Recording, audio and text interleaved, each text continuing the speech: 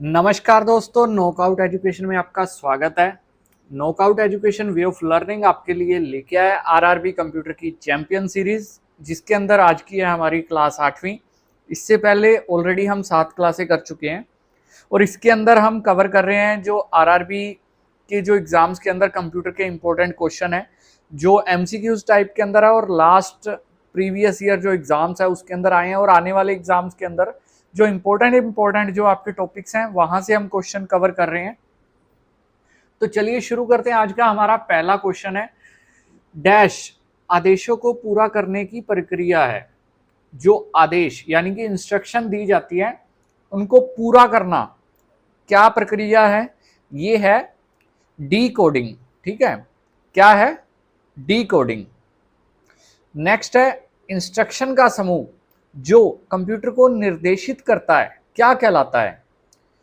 Instruction का जो group है जो कंप्यूटर को क्या करता है, कमांड देता है, क्या कहलाता है? ये कहलाता है प्रोग्राम।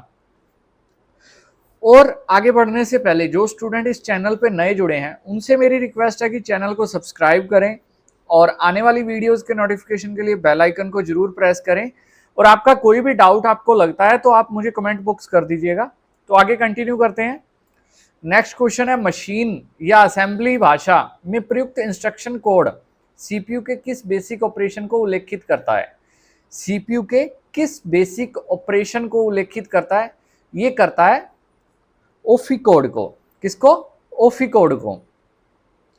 नेक्स्ट है, बिट्स का एक समूह जो कंप्यूटर को किसी विशेष कार्य के लिए कहता है कहलाता है क्या कहा जाता है? यानी कि बिट्स का एक समूह जो कंप्यूटर को कोई स्पेसिफिक टास्क करने के लिए इंस्ट्रक्ट करता है तो उसे क्या कहा जाता है? उसे कहा जाता है इंस्ट्रक्शन कोड।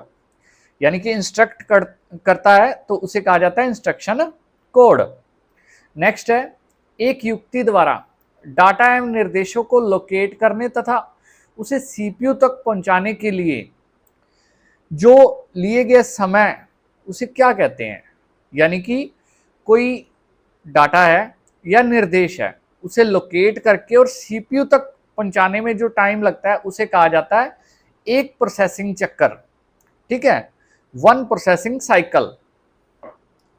नेक्स्ट है, जो संक्षिप्तकार होता है, ठीक है, उसमें यूपीएस का पूर्ण रूप क्या है? यानी कि यूपीएस की फुल फॉर्म पूछिए आपसे तो ये है आपकी अनइंटरप्टेबल पावर सप्लाई। ठीक है, अनइंटरप्टेबल पावर सप्लाई। देखो, यूपीएस के विदाउट भी आपका कंप्यूटर चल जाता है, लेकिन यूपीएस लगाने का फायदा क्या होता है कि जैसे आपने कंप्यूटर लगा रखा है, आपने डायरेक्ट स्विच से क्या है, पावर सप्लाई दे रखी है। जैसे ही पावर सप्लाई कटी तो आपका कंप्यूटर को झटका लगेगा और क्या हो जाएगा, वो बंद हो जाएगा और आपका जो डाटा आप काम कर रहे हो उसे आप सेव नहीं कर पाओगे। लेकिन आपने यूपीएस लगा रखा है, यूपीएस लगाने से क्या होता है, पावर सप्लाई आती है यूपीएस में और यूपीएस से जाती है कंप्यूटर के अंदर। तो पीछे से लाइट कटी तो यूपीएस के अंदर इतना बैकअप होता है कि वो आपको जो आप काम कर रहे हो उसे सेव करने का मौका दे देता है और कंप्यूटर को शट डाउन करके बंद करने का मौका दे देता है, जिससे कंप्यूटर को किसी प्रकार का कोई नुकसान नहीं पहुंचता। तो अनइंटरप्टेबल पावर सप्लाई यूपीएस की फुल फॉर्म है। नेक्स्ट है, एक डिवाइस जो न केवल सर्ज प्रोटेक्शन करता है बल्कि बिजली आउटेज के दौरान कंप्यूटर को बैटरी बैकअप पावर के साथ तैयार करती है, तो वही अभी मैंने बताया आपको, ये यूपीएस ही है। नेक्स्ट है, निम्न में से कौन कंप्यूटर का अभिन्न अंग नहीं है? कौन नहीं है? तो ये यूपीएस है, क्योंकि यूपीएस के बिना मैंने आपको बताया कि क्या हो जाता है, कंप्यूटर का काम चल जाता है। ठीक है। नेक्स्ट है, निम्नलिखित में से कौन सा हार्डवेयर नहीं है? हार्डवेयर नहीं है। अब जो प्रोसेसर चिप है, प्रिंटर है, मॉनिटर है, ये तीनों क्या है, हार्डवेयर है। लेकिन जो जावा है, जावा एक लैंग्वेज है, जावा क्या हो गया, एक सॉफ्टवेयर हो गया। ठीक है। नेक्स्ट है, जो क्वालिटी कीबोर्ड है उसमें कुल कितनी कुंजियां होती हैं? जो क्वालिटी कीबोर्ड है उसके अंदर कुल 104 बटन होते हैं। कुंजियों का मतलब होता है बटन। ठीक है।